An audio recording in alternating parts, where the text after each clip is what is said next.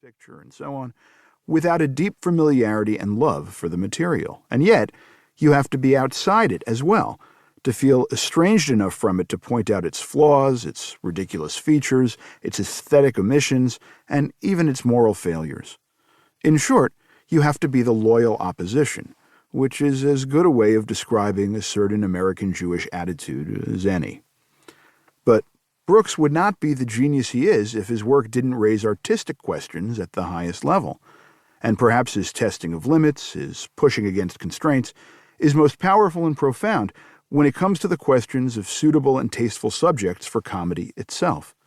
It should never be forgotten that Brooks was a major American box office draw for most of the 1970s, far more financially successful than, say, Woody Allen.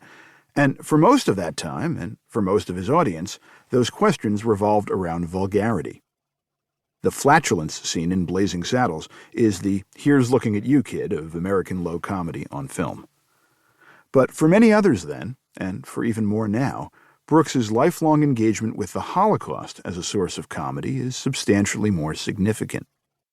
Half a century after the producers first astonished and alienated audiences, the questions Brooks raised about the ethics of Jewish comedy feel more resonant today than ever. With Larry David under fire in 2017 for telling a Holocaust joke in the opening monologue on Saturday Night Live, and the troubling employment of, quote, Holocaust humor, unquote, as an alt-right recruitment strategy, Brooks's own Holocaust comedy seems more important to think about than ever. For someone of Brooks's cultural stature, there are surprisingly few books written about him, and even fewer works dedicated to a sustained treatment of Brooks as a Jewish artist. I hope to correct that omission here in a biography shaped and focused by particular moments, preoccupations, and sensibilities. And speaking of sensibilities, although the thinking and research that have gone into the book are, of course, serious, no book about Mel Brooks should be entirely unfunny. And so, befitting its subject, I'll try to throw in plenty of examples and anecdotes to illustrate one of the most colorful and dynamic lives in American show business. So then what are you waiting for? One can hear the master stage whispering. Get to it already. And so off we go. Chapter 1. A Jew Grows in Brooklyn. In the first years of the 20th century, a Yiddish writer named Avram Rezen wrote a gem of a short story, a little comic toss-away, about a man who went searching for America, but he didn't have the money to get very far, so he got as far as Brooklyn, and that's where he stayed. Looking at the bright lights and the rising skyscrapers of the city from across the East River, that dominating poetic symbol of ambition and engineering modernity, Roebling's Bridge spanning the waters, that was where the Jews made their lives, in the borough's brownstones and cobbled streets. Alfred Kazin would walk the streets of the city. Mel Brooks would float slightly above them, or so he would describe it. Brooks was Amerikaner geboren, the native son of two immigrants. It was a mixed marriage of a sort. Max Kaminsky was part of the German Jewish wave, emigrating from Danzig as a boy, his father starting a booming herring concern on the Lower East Side, while his mother, Kate Brookman, was born in Kiev, coming over at the age of 2.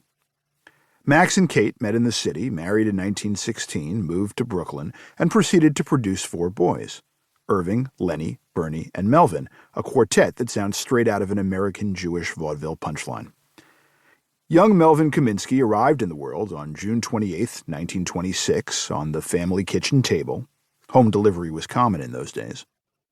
And was only about 2.5 when his father Max, a paralegal, process server, insurance investigator, and public notary, died of that all-too-common Lower East Side ailment, pulmonary tuberculosis, on January 14, 1929.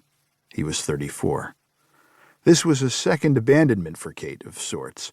Her father had deserted his family in 1906, one of the many disappeared husbands of the New World, the kind posted on the pages of the Forverts with pictures that looked like mugshots, forcing Kitty and some of her siblings to spend part of their childhood in the Hebrew orphan asylum in what was then Jewish Harlem.